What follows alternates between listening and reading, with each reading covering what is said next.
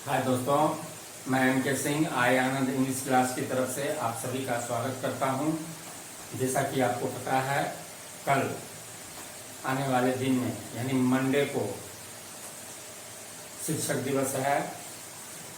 उस शिक्षक दिवस की आपको मेरे तरफ से ढेर सारी शुभकामनाएं। और ये भी मैं बता दूं कि टीचर और स्टूडेंट के बीच का जो रिलेशन होता है, इसको अगर आप किसी हिंदी माध्यम से सुने होंगे कहीं भी, इसको किसी कवि ने बहुत अच्छे से डिफाइन किया है। मैं चाहता हूं कि टीचर्स डे के उपलक्ष्य में ये चीज़ें मैं आपको बताऊं, तो भी मौसम ही ऐसा है।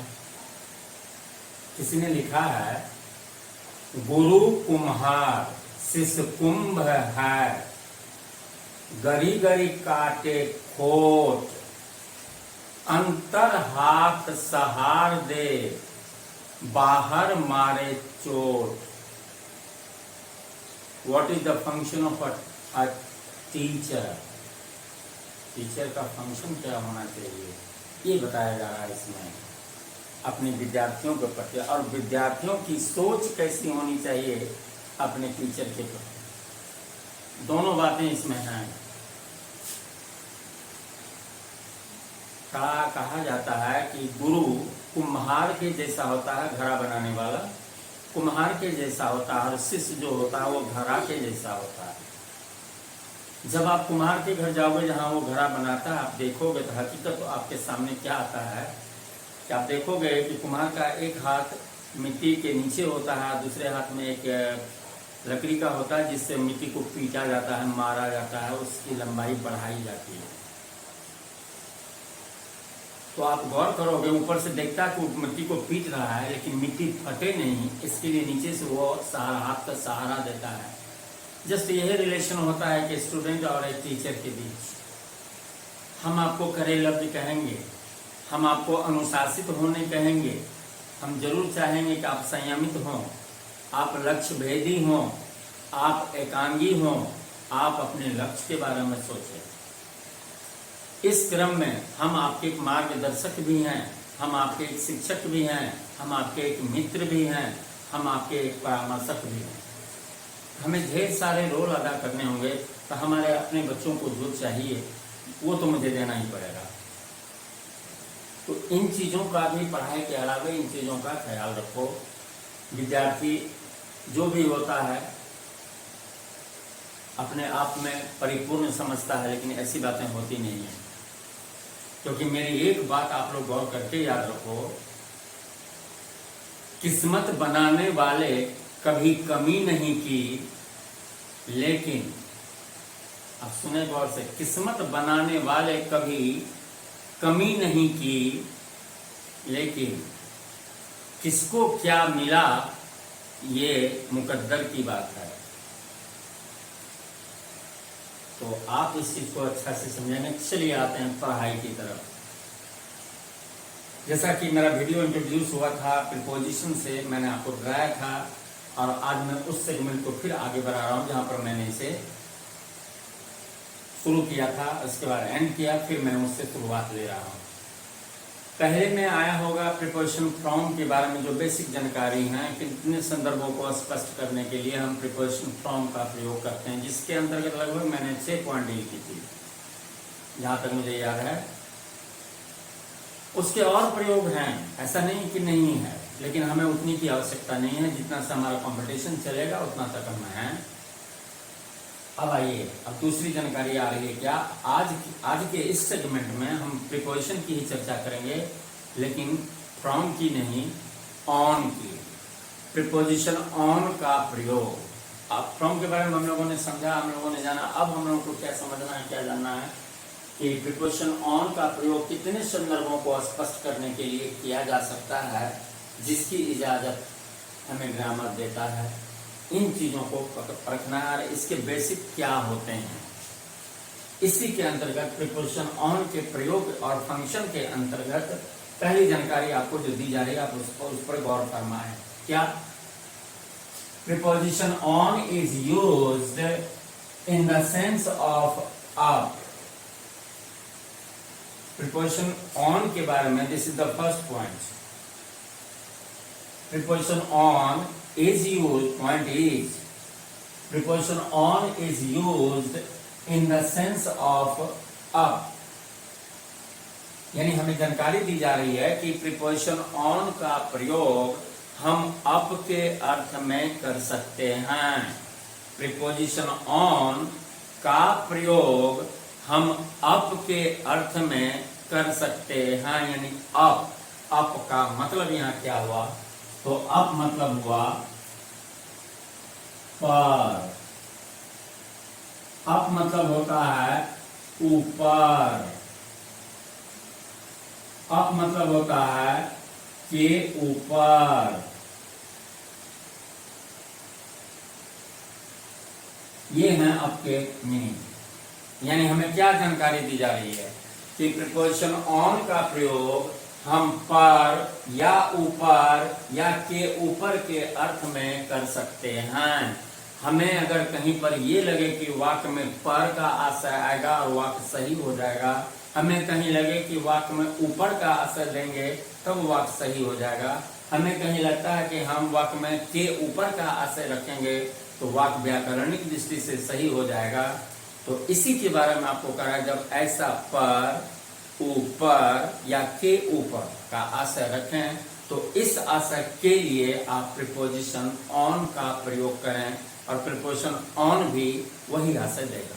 इसीलिए ऐसा कहा गया कि आप कहीं भी हिंदी में कहीं पर, ऊपर या के ऊपर का आशय रखते हैं तो इस सेंस के लिए, इस अर्थ के लिए आप प्रीपोजिशन ऑन का प्रयोग करो। चलिए, पॉइंट की जानकारी हो गई।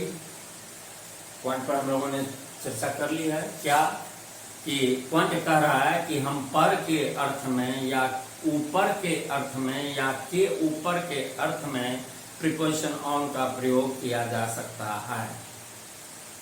अब इस पॉइंट को तो हम लोग डील करेंगे ही करेंगे, इसके साथ और सारी चीजों पर यहीं पर आप गौर करना।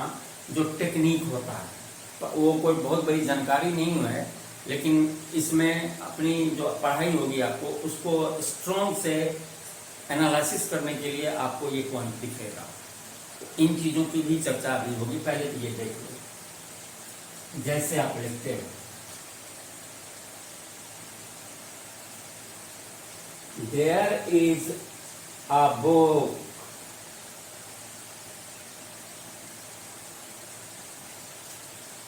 The table.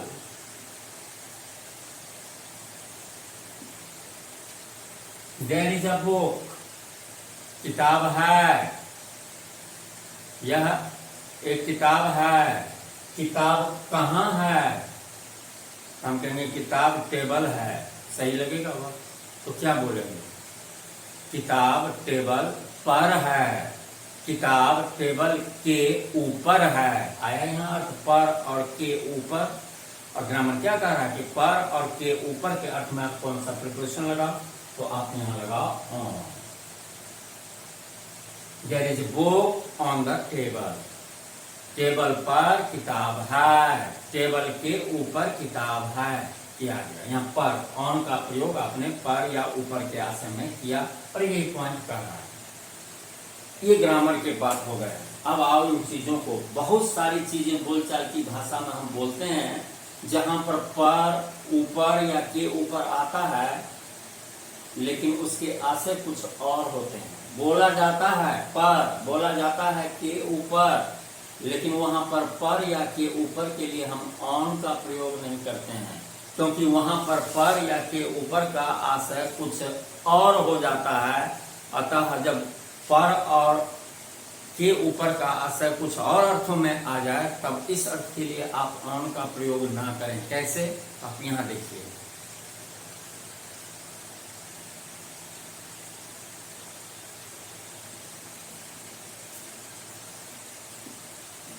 there is a bridge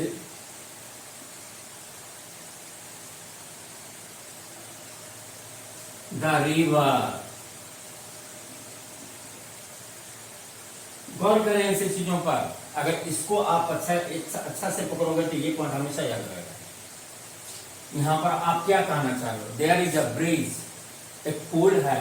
कहाँ पर है, तो नदी पर।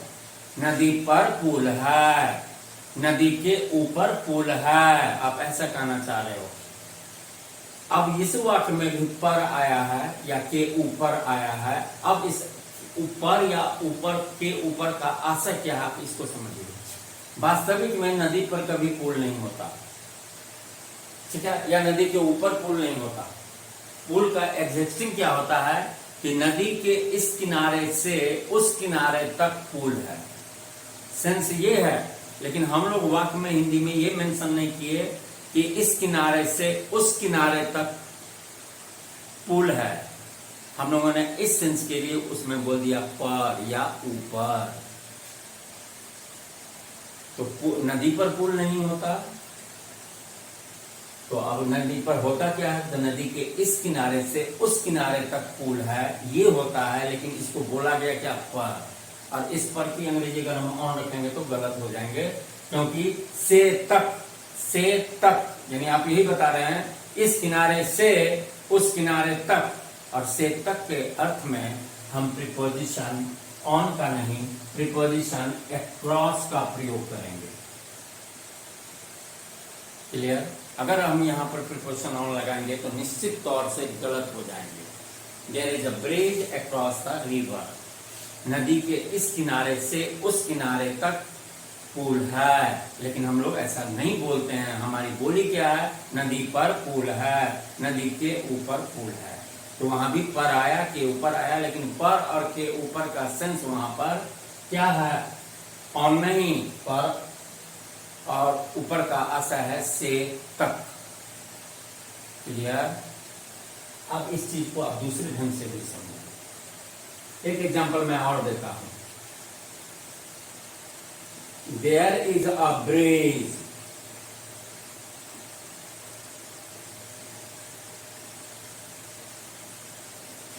द रेलवे लाइन्स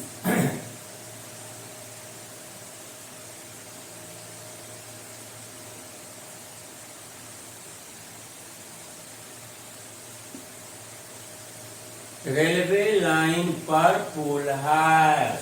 हम लोग ऐसा बोलते हैं, रेलवे लाइन के ऊपर पुल है।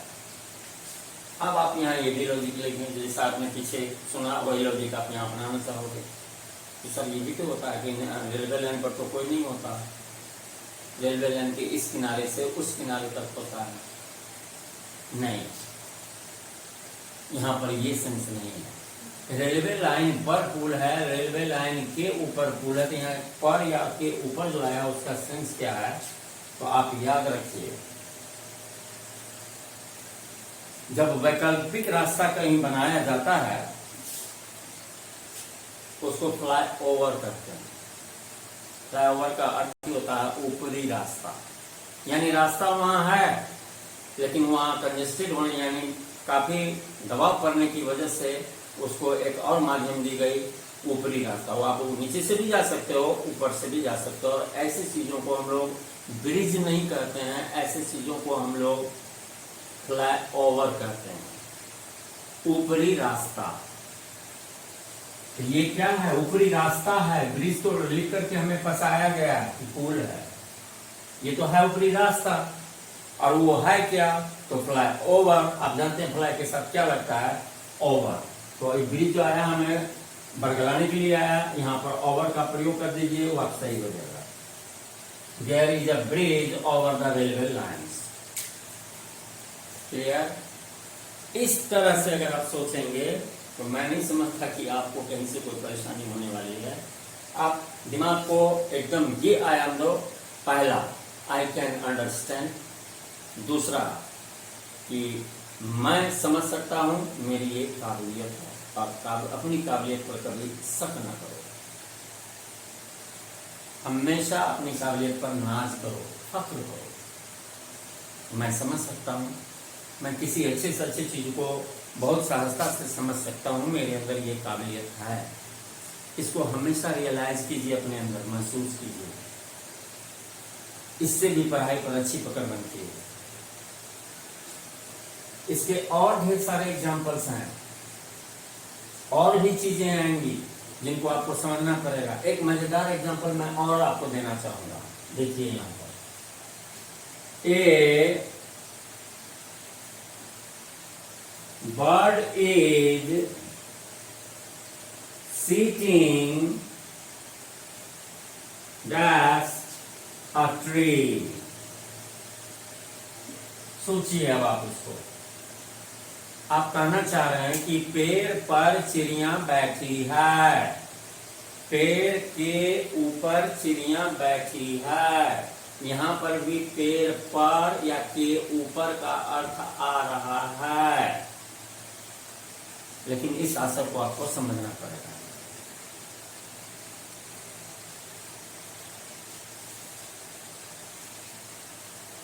पेड़ लंबवत वर्टिकल खड़ा होता है, और अगर उसको हम ऐसे चलेंगे, ऊपर से क्षैतिज तक चलेंगे, तो क्या पेड़ की ऊंचाई हर जगह समान होती है?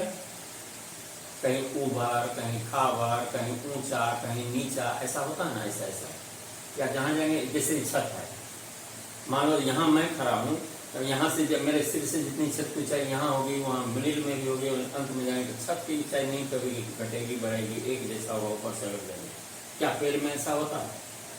नहीं होता, क्योंकि ऊपर खबर होता है। इसकी वजह से क्या होता है कि पेड़ में प्लेस लोकेट नहीं हो पाता है, और प्लेस लोकेट नहीं होने की वजह से हम संपूर्ण पेड़ को लेना पड़ता है।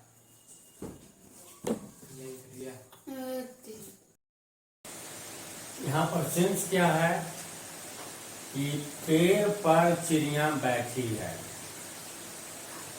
यहाँ भी पर है, लेकिन यहाँ सेंस क्या था हम लोग का, इस चीज को आप यहाँ इंप्लीमेंट करो। यानी पेड़ में ऐसे गए, प्लेस नहीं मिला, इसकी वजह से क्या होगा, आपको संपूर्ण पेड़ को लेना पड़ेगा, और इस सेंस में यहाँ पर प्रीपोजिशन इन का प्रयोग हो जाएगा। लेकिन अगर आप उसी पेड़ में प्लेस लोकेट कर दो, दर्शा दो, दिखा दो, पेड़ ही रहे लेकिन पेड़ में आप प्लेस, स्थान दिखा दो, बता दो, तब क्या हो जाएगा? तो आप ऐसा लिख सकते हैं, a bird is sitting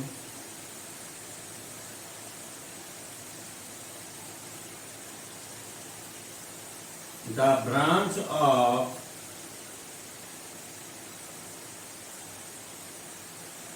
a tree।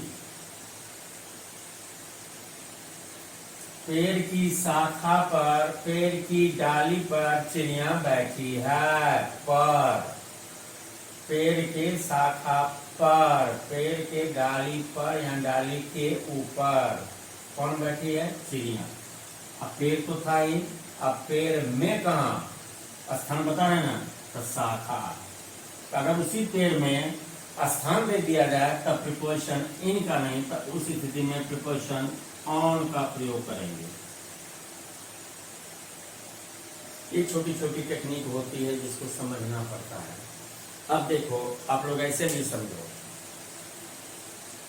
ऐसा कलम को मैं ऐसे रखूं अपने सिर पर, सिर के ऊपर, कलम को मैं यहाँ ले आऊं तब भी तो आप बोलोगे सिर के ऊपर, और कलम को मैं बहुत ऊपर ले जाकर रखूं तब भी तो आप बोलोगे सिर के ऊपर। हर जगह तो ऊपर ही आया। लेकिन आप इसको वैज्ञानिक तौर से अगर देखोगे तो देखो यहाँ क्या था, कलम क्या है? टचेबल, यानी स्पर्श करता हुआ सिर के ऊपर। फिर क्या कहा गया? ऐसा आपने कर दिया, यानी कोई वस्तु हमारे सिर के ऊपर हो और वह उसकी दूरी मानक हो, कंसिडरेबल हाइट पर लगाया गया हो, वहां पर सेंस ये है। अब कोई वस्तु है क्या है? अस्पर्श करता हुआ। अब कोई वस्तु अस्पर्श करता हुआ ही बहुत ज्यादा ऊपर में हो, तब इस सेंस के लिए भी ऊपर आया। अब इसका क्या आशय होता है, इन सारी चीजों की भी हम लोग चर्चा करते हैं पढ़ाई के दरमियान। अब इन चीजों को आप गौर से देखिए, बारंबार देखिए, समझिए। अगर उसमें कोई मुश्किलात आते हैं तो आप बेहिचक आप हमसे पूछ सकते हो, पूछो, मैं बताऊंगा। जो आएगा मैं जरूर बताऊंगा। तब तक के लिए आप सभी को धन्यवाद। जय हिंद, जय भारत।